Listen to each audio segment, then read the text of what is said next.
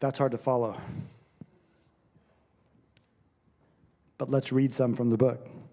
Part 2 of the book is testing.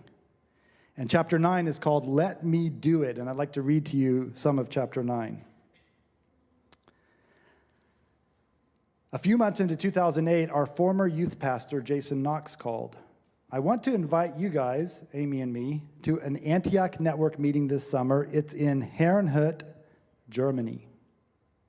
Herrnhut. For anyone interested in 24/7 prayer, that name stirs interest and desire. Herrnhut is the site of the 100-year prayer meeting, which ran 24/7 for more than 130 years.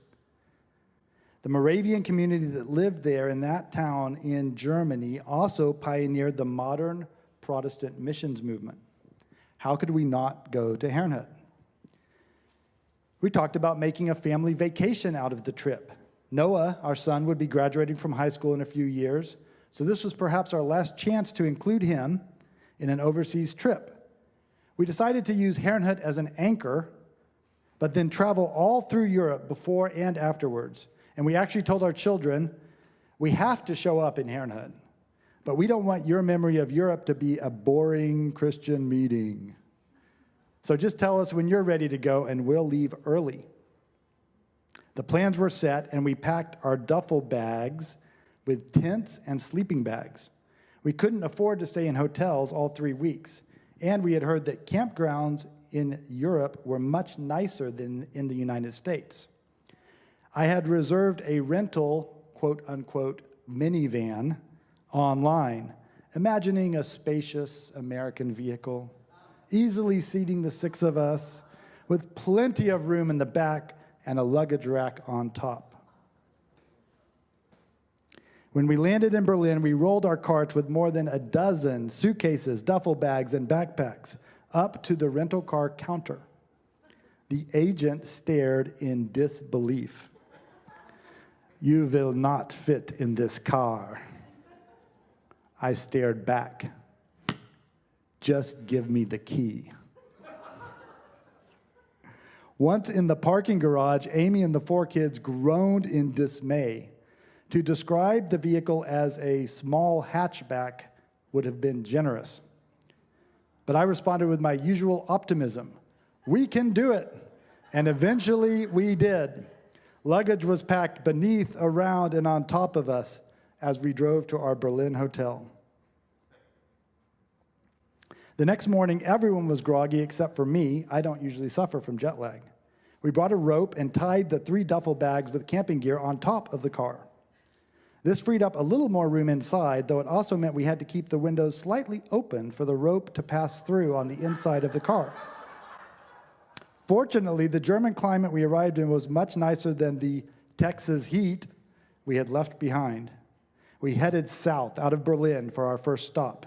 It would take us about 6 hours to drive to Rottenburg ob der Tauber, a medieval village that had miraculously escaped bombing during World War II. Once we reached the Autobahn, I began to experiment with increasing my speed until I noticed that the wind was getting under the duffel bags on top, threatening to rip them off altogether. So it was back to the far right lane for us as Audis and BMWs sped deliciously past on the left. And this picture was taken by Noah. He had a little digital camera he had bought for the trip, and he was sitting in the back seat, and he took this picture. And it was fun because I wrote him. The publisher made me write everyone who had a picture in the book for permission. So I wrote Noah and said, you probably didn't think when you were taking this picture as a 14-year-old in the back of the car that one day it would be published in a book. But there it is. Amy and the children were soon asleep. I was now on the A9 highway about an hour out of Berlin.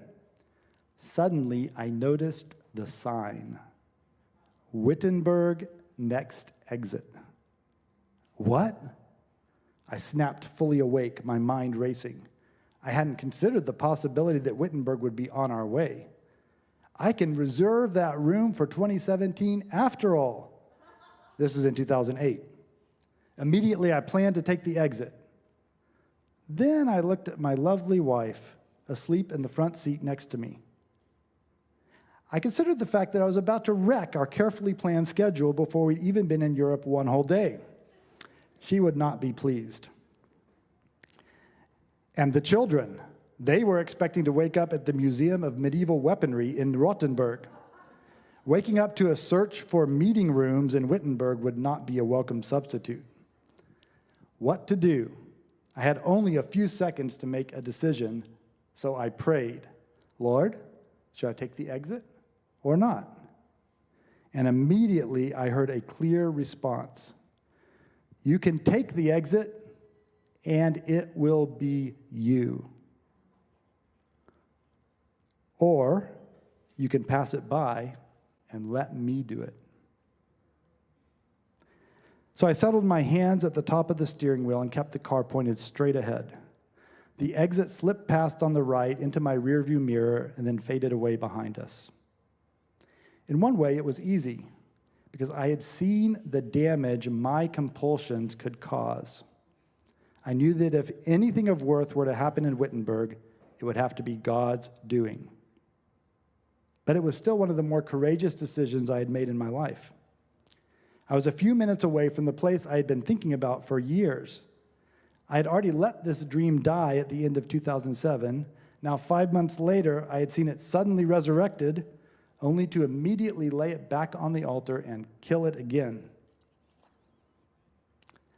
My one hope was the last part of what I heard. Let me do it. Perhaps God had a plan that I couldn't see. But when would I ever be near Wittenberg again? And that's the cliffhanger ending. The books are $10. You can buy them in the back. All right, that was a little bit of chapter 9. That's right.